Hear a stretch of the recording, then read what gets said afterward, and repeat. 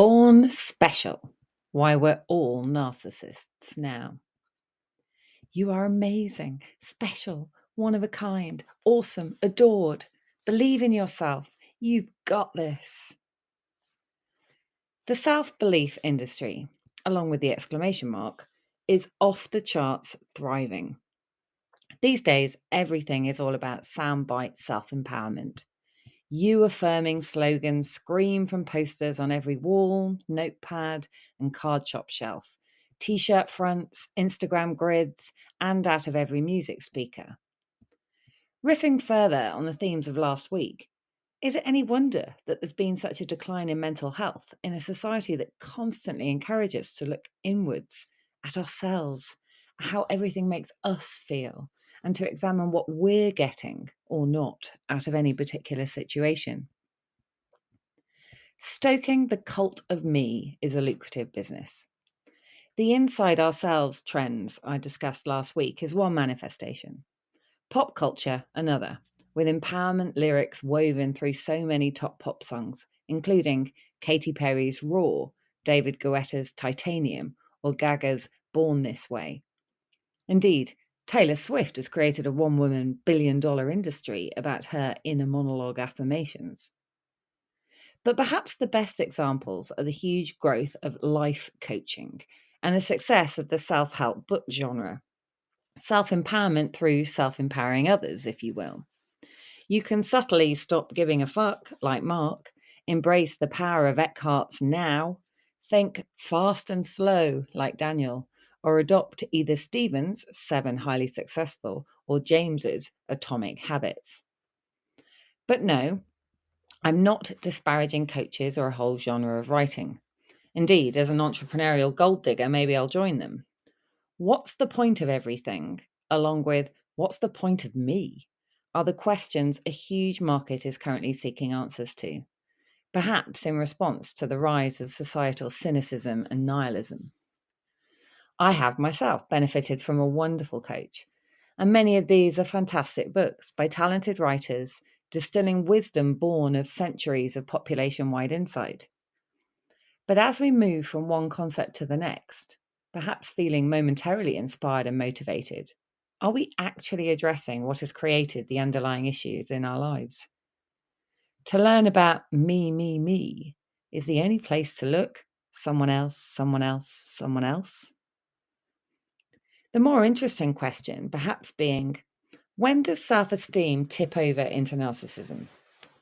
Here's a helpful primer from Psychology Today, yielded from deep research on page 1 of Google on the difference between the two.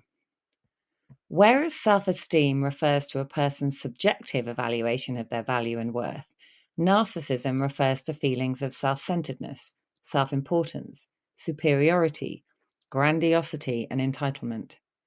A person with high self-esteem thinks, I am good. A narcissist thinks, I am special, or I am the best. Oh, too late. Here's Lizzo to drive the point home. In case nobody told you today, you're special.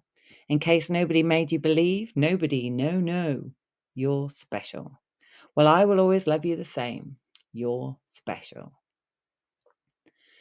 Of course, self-belief can be self-fulfilling.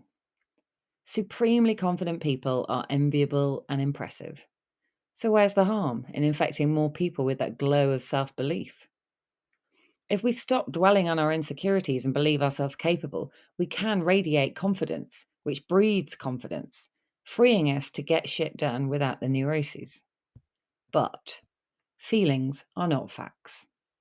In fact, our feelings are rarely to be trusted, neither the negative nor positive, I'm afraid. Self-doubts take root and bloom, often when we're tired, dejected, or late at night when we should be sleeping. Overindulging leads us down a dark tunnel from which it can be hard to gain perspective. But believing unquestionably that we're awesome could be just as, if not more, damaging. I can't help feeling it provides a superficial pick-me-up at best, an inflated sense of worth at worst, edging us into narcissistic bitterness and or blame for our unfulfilled potential when we don't feel we're winning.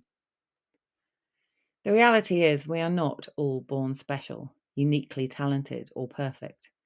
And the more we tell people they are, the more we set them up for disappointment when they realise the truth, particularly if delivered by Simon Cowell. We only become special through our actions, deeds, and hard work. And if we spend all our time and emotional energy working on self-care, it inevitably comes at the expense of working on things for the wider world around us, from where much more joy, satisfaction, and self-learning typically flows. We can hack this by telling everyone we care, changing our profile pics to the next cause du jour, sharing reels of outrage about injustice. But who really benefits from this?